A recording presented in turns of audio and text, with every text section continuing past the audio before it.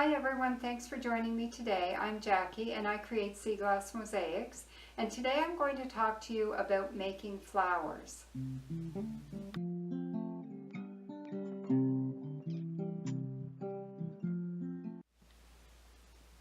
So I call this one Fanciful Flowers, and the reason I call it Fanciful Flowers is they're not really meant to be any particular flower. It's just an arrangement of sea glass that kind of comes out looking like a flower.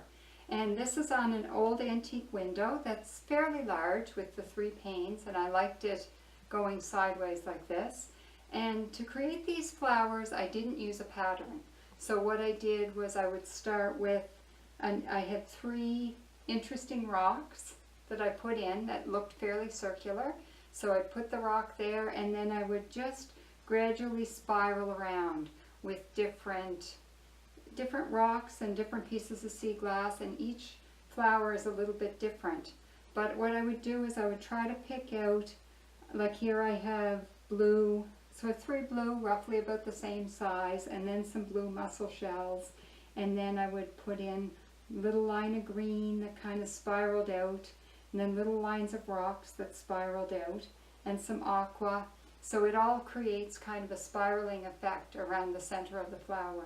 And then I did the same thing with the other 2. And you can see the top one in particular, because it's the biggest bloom, it tends to have quite a big spiral in it. And then I put the stems down with the green, and this stem is brown and this one's brown, but the bigger one is like the dark green olive pieces of sea glass that you can find.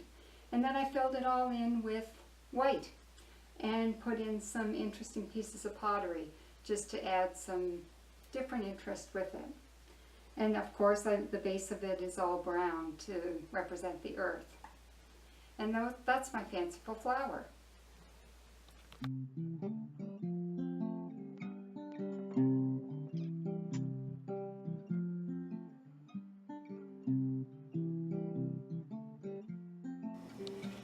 So this sea glass mosaic I call 3 flowers because it's on a window with 3 panes, and there's a flower in each pane, so that makes 3 flowers. And so in each flower I would start with a center piece that was somewhat circular in nature, and then I would just arrange pieces of sea glass and then keep working my way out.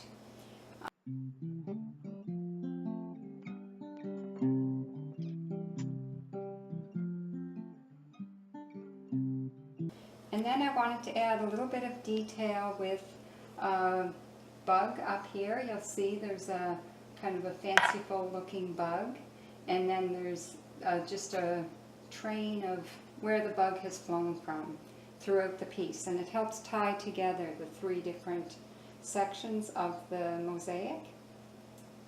And just a few other interesting details. I also have a bird over here. It looks somewhat like a crane to me, with the big beak and the big wings. And then there's also a little bug down here which is flying down towards the ground. And the one thing I did try to do with this one is the ground. I tried to make the ground not go flat across but have some undulations in it, but to tie one pane to the next so that they kind of flowed into one another.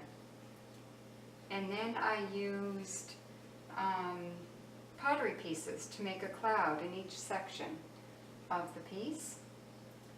And if you look up in the corner here, I put a sun in the very corner and then had lines of sea glass coming out from the sun to kind of give you the feeling of rays of sunshine. And lastly, I included an nunchuck down here in the right hand corner, a little green nunchuck.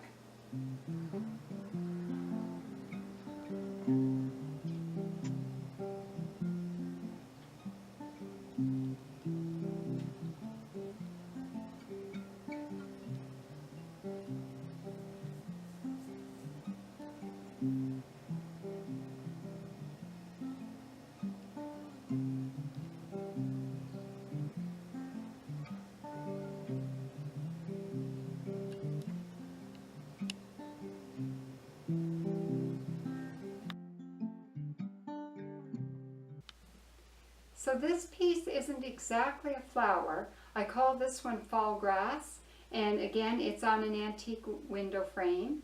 And with this window frame, it was a green painted window frame, and when I cleaned it all up, it was quite dirty and rough, like most of them are when they come into my possession.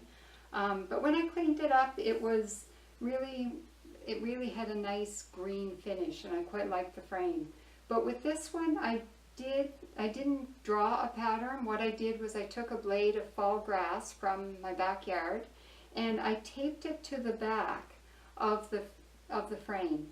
Or back of the glass. So what happened is that this is actually the life-size version of this piece of grass, except that up here I put all these spindly things coming out. There was probably more like 100 spindly lines coming out of the stem of the fall grass, but I just put in some of them. But it still gives you that same effect, and it looks fairly similar to the piece of fall grass. And in the background in this one, I arranged the sea glass pieces so they kind of went in lines, and it kind of gave it an interesting effect. And I added a few green and blue lines and a few pottery lines just to add some interest.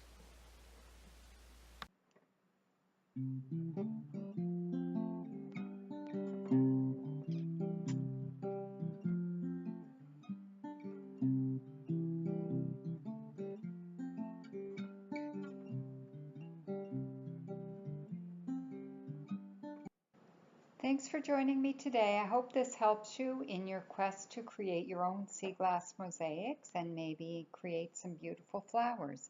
If you want some more information on creating sea glass mosaics, you can check out my book. You'll find it on my website, jackietrimperseaglass.com.